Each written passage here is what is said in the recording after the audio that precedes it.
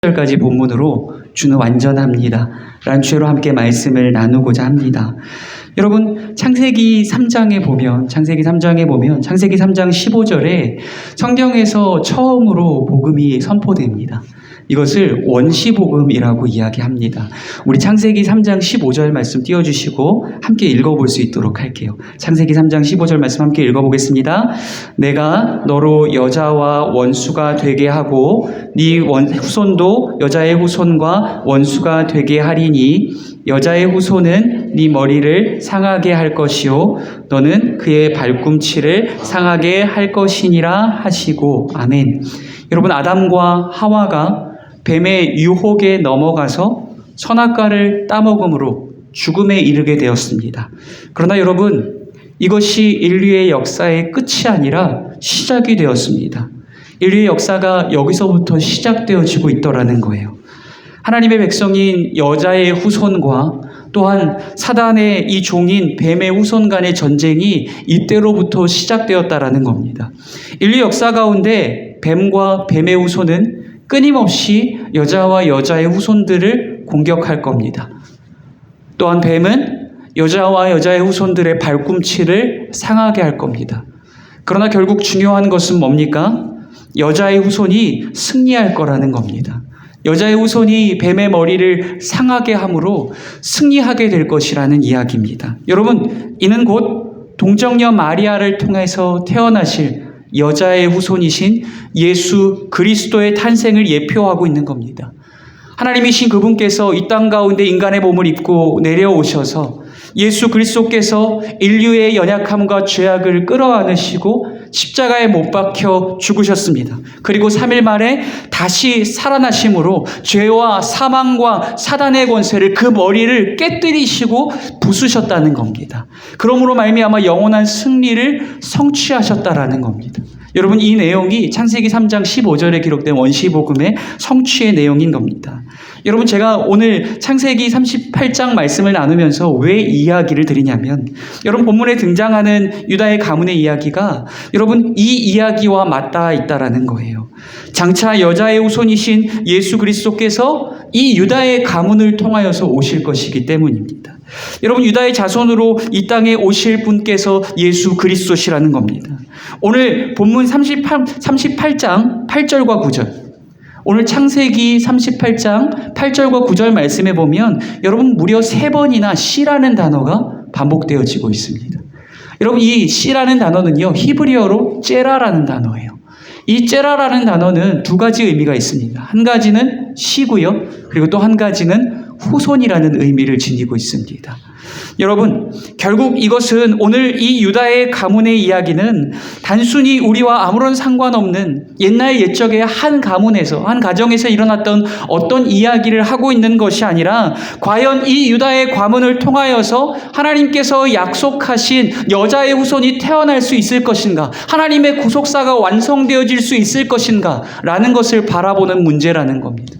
그러니 굉장히 심각하게 다루어야 할 상황들이 오늘 말씀 가운데 펼쳐지고 있다라는 겁니다.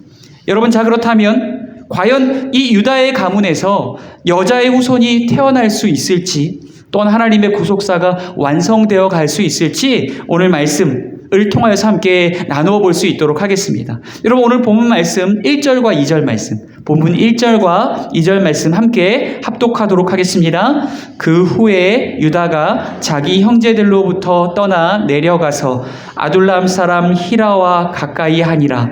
유다가 거기서 가나안 사람 수아라 하는 자의 딸을 보고 그를 데리고 동침하니. 아멘. 여러분, 오늘 본문 말씀 가운데 보면 유다가 자기 형제들을 떠나서 내려갔다라고 기록하고 있습니다. 유다는 얼마 전에 동생을 팔았습니다. 동생을 이 애굽의 종으로 팔아버렸습니다. 요셉은 강제로 형들에 의해서 팔려 애굽으로 내려가게 되었습니다.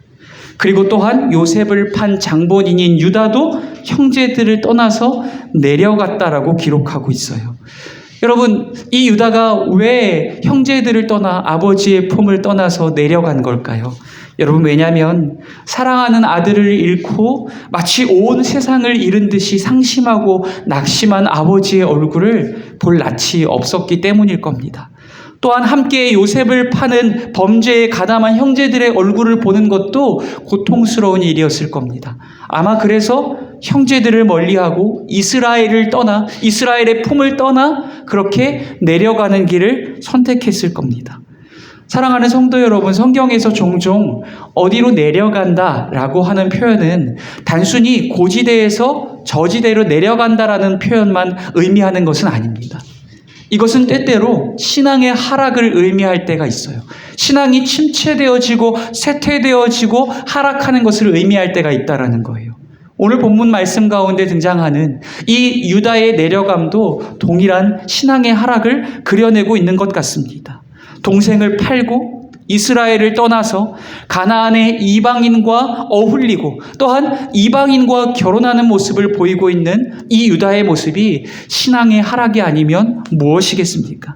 여러분, 하나님께서는요, 우상을 섬기는 이방인들과 가나안 백성들과 언약을 맺지 말라고 말씀하셨어요. 그들과 함께 결혼하지 말라고 말씀하셨어요. 그들과 함께 조약을 맺고 화친하지 말라고 말씀하셨습니다. 왜요? 그들의 우상 숭배의 문화가, 그들의 죄악이 이 이스라엘 백성들 가운데 오염되고 전염될 수 있었기 때문이에요. 그래서 그들과 함께 언약을 맺지 말고 화친하지 말라라고 말씀하셨던 거예요. 그런데 그럼에도 불구하고 지금 오늘 본문 말씀에 등장하는 유다는 이스라엘을 버리고 이 가나안을 향하여서 또한 믿지 않는 이 가나안 사람과 함께 화친하고 가나안의 여인과 함께 결혼하는 모습을 본문 말씀 가운데 보여주고 있습니다. 하나님이 기뻐하시지 않는 길을 걷고 있다라는 겁니다. 여러분, 유다의 이런 모습들은요, 창세기의 독자들인 우리의 마음을 불안하게 만듭니다. 과연 동생을 팔고 이방인과 함께 화친하며 또한 이방인과 함께 결혼을 한 이 죄인, 하나님이 기뻐하시지 않는 길을 걷고 있는 이 죄인과 이 죄인의 가문을 통하여서 과연 여자의 후손이 태어날 수 있을까? 과연 하나님의 구속사가 완성되어질 수 있을까? 라고 하는 불안감을 일으킨다라는 겁니다. 여러분, 그런데 유다의 불안한 행보는 여기서 그치지 않습니다. 유다가 가나안 여인과 결혼하고 3명의 아들을 낳았습니다. 띄워주시겠습니까? 첫 번째 아들은요, 엘입니다.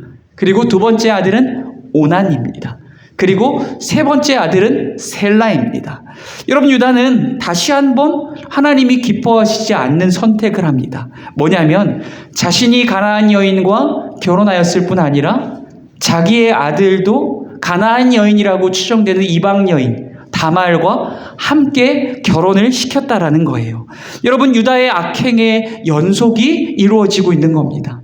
하나님께서 기뻐하시지 않는 길을 자기가 걸어내었을 뿐 아니라 자기의 아들을 결혼시키기 위하여 이방 여인을 데려와서 함께 결혼의 언약을 맺게 하는 모습을 보였다라는 거예요. 여러분, 그렇다면 과연 이 유다가 하나님이 기뻐하시지 않는 길을 걸을 때 하나님께서 그의 인생의 길을 어떻게 인도해 가실까요? 여러분, 유다의 악행의 연속의 결과가 무엇일까요? 우리 7절 말씀, 본문 7절 말씀 함께 합독하도록 하겠습니다. 유다의 장자 엘이 여호와가 보시기에 악함으로 여호와께서 그를 죽이신지라. 아멘. 여러분, 부전자전이었나 봅니다. 그 아버지의 그 아들이었나 봐요. 하나님이 기뻐하시지 않는 길을 걸었던 유다만큼이나 그 아들 엘도 하나님이 기뻐하시지 않는 악행의 길을 걸었던 것 같습니다. 하나님께서 도무지 더 이상 두고 볼 수 없을 만큼 하나님께서 손을 들어서 그를 치시고 그를 죽이시고 그를 심판하셔야 할 만큼 그가 뛰어난 악의 길을 걸어가고 있었던 것 같습니다. 그래서 하나님께서 그 유다의 장자인 엘을 죽이셨다라고 기록하고 있어요. 유다는요, 졸지에 3명의 아들 중 하나를 잃어버렸습니다. 장자를 잃어버리게 된 겁니다. 여러분, 그런데 더 곤란해진 사람이 있어요. 유다보다도 이 첫째 아들인 이 애를 잃어버림으로 인하여서 곤란해진 이 유다보다도 더 곤란해진 사람이 있을 것 같아요. 여러분, 누굴까요? 누구냐면 바로 다말입니다. 이 첫째 아들 엘의 이 아내인 이방 여인인 이 다말입니다. 왜냐하면 다말도 갑자기 젊은 나이에 자식 하나 없이 남편을 잃어버린 것 아닙니까? 세상이라는 광야 위에 홀로 남겨진 것 아닙니까? 고대 근동시대에 여러분, 과부로 살아남기란 여간 어려운 일이 아니었을 겁니다. 어쩌면 죽음보다도 더 냉엄하고 더 혹독한 현실이 과부들의 인생길 앞에 놓여져 있었는지도 모릅니다. 그러나 여러분, 다말에게 한 가지 소망이 있었어요. 다말이 살아남을 수 있는 그 냉엄하고 혹독한 현실, 그 광야와 같은 세상 가운데에서 살아남을 수 있는 한 가지 방법이 있었습니다. 뭘까요? 우리 8절 말씀, 본문 8절 말씀 함께 읽어보겠습니다. 유다가 오난에게 이르되 네 형수에게 들어가서 남편의 아우된 본분을 행하여 네 형을 위하여 씨가 있게 하라. 아멘. 여러분, 바로 하나님께서 명령하시고 율법으로 정하신 이 형사 취수제를 이야기하는 겁니다. 다른 말로 기업 물음이라고도 합니다. 이는 만약 여러분 3명의 형제 중에 첫째가 결혼을 했어요. 그런데 이 첫째 형이 자식이 없이 죽어버린 거예요. 그러므로 인하여서 형수가 홀로 남겨지게 되었어요. 세상이라는 광야 위에 홀로 과부로 남겨지게 되었어요. 그때에 이 둘째 동생이 이 과부가 된 형수를 아내로 거두어 주는 것입니다. 그리고 또한 둘째가 죽게 되면 셋째 동생이 형수를 취함으로 인하여서 형수의 삶을 거두어 주고 그의 삶을 보듬어 주는 겁니다. 여러분, 이게 우리 문화 안에서는 굉장히 이질적으로 느껴질 수 있습니다. 굉장히 난잡하고 복잡하다라고 느껴질 수 있어요. 그러나 여러분, 당시 고대 근동사회 안에서 과부가 홀로 살아남을 수 있는 방법이 많지 않았습니다. 자식이 없이 남편을 잃어버린 과부는 남편의 가문으로부터 아무런 기업도 물려받을 수 없었다라는 겁니다. 그러니 여러분, 이 과부가 남편의 가문으로부터 기업을 물려받을 수 있는 방법은 단 한 가지밖에 없었어요. 뭡니까? 이 가문에서 아들을 낳는 거예요. 이 가문에서 아들을 얻게 되어지는 겁니다. 그래서 여러분, 하나님께서 형사 취수제를 만든 겁니다. 그 동생들이 이 과부를 품음으로 말미암아 이 과부에게 자식을 낳게 해주는 거예요. 그래서 새로 태어난 자식이 죽은 남편의 아들로 인정하여 주고, 그로 인하여서 이 아들에게 남편에게 돌아가야 했던 가문의 기업을 물려주는 겁니다. 이렇게 해서 홀로 남겨졌던 과부가 먹고 살 수 있도록 그의 삶을 보전하여 주는 것입니다. 여러분, 유다가 이 하나님이 정하신 법에 따라서 죽은 첫째 아들 엘의 동생인 오난에게 이 형수인 다말을 책임지게 했습니다. 다말에게 씨를 주어서 후손을 얻게 하라는 겁니다. 그 후손으로 하여금 형을 대신하여서 가문으로부터 기업을 물려받게 하라는 겁니다. 여러분, 그렇다면 이 둘째 엘은 어땠을까요? 여러분, 이 유다의 아들 엘은 하나님이 기뻐하시지 않는 악의 길을 걸어갔습니다. 그러므로 첫째가 죽임을 당했어요. 그렇다면 과연 둘째 오난은 어떨까요? 아빠와 그리고 형과 다른 길을 걸어내는 모습을 보일까요? 우리 9절 말씀, 본문 9절 말씀 한 목소리로 함께 읽겠습니다. 오난이 그 씨가 자기 것이 되지 않을 줄 알므로 형수에게 들어갔을 때에 그의 형에게 씨를 주지 아니하려고 땅에 설정하매. 아멘. 여러분, 오난이 아버지의 말대로 형수와 동침하였고 잠자리를 함께하였습니다. 겉으로 보기에는 문제가 없어요. 잘하고 있는 것 같아요. 그런데 문제는 뭐예요? 오난은 보여지지 않는 곳에서 꼼수를 쓰고 거짓의 방법을 사용하더라는 거예요. 왜요? 자기의 씨를 주었다가 자기의 아들이 되지 않을 걸 알고 있었기 때문입니다. 왜냐하면 오난이 어차피 낳아봐야, 그 형수를 통하여 아들을 낳아주어봐야 내 아들이 되는 것이 아니라 죽은 형의 아들이 되는 것을 알고 있었기 때문이에요. 여러분, 그런데요, 오난이 이것 때문에만 그 씨를 주지 않은 것이 아닙니다. 사실은 오난이 씨를 주지 않을 수밖에 없었던, 오난의 입장에서 주지 않을 수밖에 없었던 더 확실한 이유가 있어요. 여러분, 그게 뭐냐면요, 한번 띄워주시겠습니까? 여러분, 당시의 유산상속법에 대해서 한번 알려드리도록 하겠습니다. 여러분, 당시의 유산상속법은 아들이 둘 있잖아요. 그러면 여러분, 둘째보다 첫째가 2배의 유산을 상속받게 되어집니다. 예를 들어서 제가 한번 설명을 드릴게요. 아들이 셋 있다라고 생각해 봅시다. 그러면 여러분, 아버지의 유산이 1,000만 원이라고 생각해 봅시다. 그러면 그러면 여러분 첫째가 얼마를 받게 되는 걸까요? 둘째와 셋째는 동일하게 받고 그리고 첫째가 둘째보다 2배를 받으려면 어지러우십니까? 여러분 첫째가 둘째와 셋째보다 2배의 몫을 받으려면 얼마를 받아야 될까요? 첫째는 500만 원입니다. 맞습니다. 첫째가 500만 원을 받게 되고요. 그리고 둘째와 셋째가 250만 원씩을 받게 되는 거예요. 그런데 여러분 오난의 입장에서 한번 생각해 볼까요? 오난의 입장에서 형이 죽었어요. 그러면 누가 첫째 되는 거죠? 자기가 첫째 되는 거잖아요. 그죠? 그러면 자기가 첫째 되면 1000만 원 중에 얼마 받는 거예요? 660만 원이요. 666만 원, 660만 원을 받는 거예요. 그런데 여러분 형의 자식을 낳아줌으로 인해서 형이 살아난 효과가 나타나게 되어지고 형의 아들이 이 3분의 1을 자기보다도 더 많은 것을 가져가게 되어지면 결국에 이 오난은 얼마를 가져가게 돼요?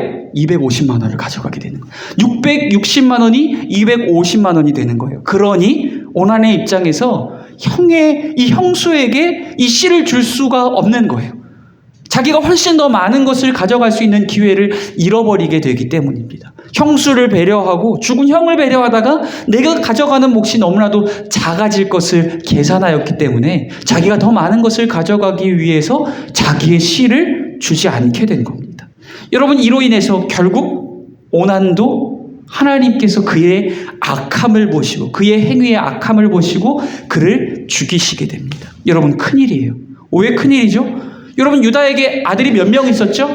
3명이 있었어요. 그런데 그 중에서 몇 명이 죽었어요? 2이 죽어버렸어요. 그러니 마지막 하나밖에 남지 않았어요. 아까 전에 말씀드렸다시피 여러분 이 유다의 가문을 통하여서 여러분 이 여자의 후손이 이 땅 가운데 올 것이고 또한 유다의 가문을 통하여서 하나님의 구속사가 이루어질 것이라고 말씀드렸어요. 그런데 지금 딸랑 몇 명 남았다고요? 하나밖에 남지 않았다라는 거예요. 과연 이 아들은 온전한 아들일까요? 이 아들은 아빠와는 다르게 또한 2 형제와는 다르게 하나님이 기뻐하시는 길을 걸어낼 수 있을까요? 그리함으로 과연 이 가문을 통하여서 이 악으로 가득 찬 아버지와 이 자녀들과 이 가문을 통하여서 여자의 후손이 이 땅 가운데 오고 또한 이 하나님의 놀라운 구속사가 이루어질 수 있을까요? 여러분 우리 본문 11절 말씀 함께 읽어볼 수 있도록 하겠습니다. 함께 읽겠습니다. 유다가 그의 며느리 다말에게 이르되 수절하고 네 아버지 집에 있어 내 아들 셀라가 장성하기를 기다리라 하니 셀라도 그 형들같이 죽을까 염려함이라. 다말이 가서 그의 아버지 집에 있으니라. 아멘. 여러분 유다는요 다말에게 자기의 마지막 남은 아들 셀라를 주었습니까? 안 주었습니까? 주지 않았습니다. 왜요? 왜 주지 않았죠? 다말에게 이 마지막 남은 자기의 가문의 이 마지막 희망, 마지막 보루를 맡겼다가 다말에게 결혼시켰다가 내 마지막 아들마저도 죽을 수 있다라고 생각했기 때문이에요. 첫째가 죽고 둘째가 죽었던 것처럼 내 마지막 아들도 이 다말에게 주었다가는 어김없이 죽을 것 같다라는 그 불안감과 두려움이 유다 안에 있었기 때문이에요. 여러분 그런데 우리가 정직하게 한번 말씀을 들여다보고 이야기해 봅시다. 여러분 이게 정말 다말에게 아들을 주어서 죽은 겁니까? 아니지 않습니까? 여러분 유다의 악함과 또한 그의 아들들의 악함으로 인하여서 죽은 것 아닙니까? 다말 때문에 죽은 게 아니라 그 아들들의 악함으로 인하여서 죽은 거라는 겁니다. 그럼에도 불구하고 유다는 지금 이 모든 탓을 누구에게 돌리고 있어요? 다말에게 돌리고 있는 거예요. 다말에게 돌리고 있는 거예요. 이 남편을 잡아먹는 악한 여인. 내 마지막 남은 아들을 주었다가는 내 아들 또 잡아먹겠구나. 그러니 그 여인을 수절시켜버리고 자기의 아버지의 집으로 보내버리는 거예요. 이게 뭐예요? 쫓아내는 거예요. 네 아버지 집에 가서 있으라 라고 이야기했지만 아무런 희망과 소망을 주지 않고 절망의 늪으로 여러분 쫓아내어버리는 겁니다. 여러분 그렇다면 과연 어떻게 될까요? 여러분 이 가문에는 아들이라고는 하나밖에 없고 여러분 하나밖에 없던 이 여인조차도 이 가문에서 쫓겨나게 되었습니다. 여러분 이 과연 유다의 가문을 통하여서 여자의 후손이 태어날 수 있을까요? 이 유다의 가문을 통하여서 하나님의 구속사가 완성되어질 수 있을까요? 유다는 마치 하나님의 구속사를 방해하는 요인 같아요. 그렇지 않습니까? 동생을 종으로 팔아버렸어요. 이스라엘을 떠나서 가나안의 이방인과 어울리고 그 이방 여인과 결혼해버렸습니다. 자기의 첫째 아들을 결혼시키기 위해서 이방 여인을 데려와서 결혼시켜버렸습니다. 그뿐만이 아니라 두 아들이 죽자 하나님의 율법대로 자기의 마지막 남은 아들을 내어주었어야 함에도 불구하고 하나님의 말씀에 순종하지 않으므로 자기의 아들을 다말에게 내어주지 않습니다. 그러므로 씨를 물려받지 못하게 하고 여자의 후손이 태어날 수 있는 길을 막아버리더라는 거예요. 유다의 이 악함과 이 완악함이 하나님의 구속사의 길을 막아서고 대적하는 것처럼 보이더라는 거예요. 여러분, 유다의 자식들도 하나님의 구속사를 방해하는 요인 같습니다. 첫째인 엘도, 둘째인 오난도 자신들의 악행으로 인해서 여호와께 죽임을 당했으니 이들도 하나님의 구속사를 방해하는 요인 같아요. 여러분, 과연 이 자격 없는 죄인들과 이 죄인의 가문 가운데에서 여자의 후손이 태어날 수 있을까요? 과연 이 가문을 통하여서 하나님의 구속사가 완성되어질 수 있을까요? 여러분, 결론을 먼저 말씀드리자면 네. 여러분, 이 악한 유다와 자격 없는 이 유다의 가문을 통하여서 여자의 후손은 태어날 것이고 하나님의 구속사는 완성되어질 것인 줄 믿습니다. 여러분, 마태복음 1장 말씀 한번 볼게요. 마태복음 1장 3절에 보면 한번 띄워주시고요. 마태복음 1장 3절 말씀, 상반절 말씀 함께 읽겠습니다. 유다는 다말에게서 베레스와 세라를 낳고. 아멘. 여러분, 어떻게 이럴 수 있을까요? 어떻게 이렇게 악한 자들을 통하여서 여자의 후손이 태어날 수 있을까요?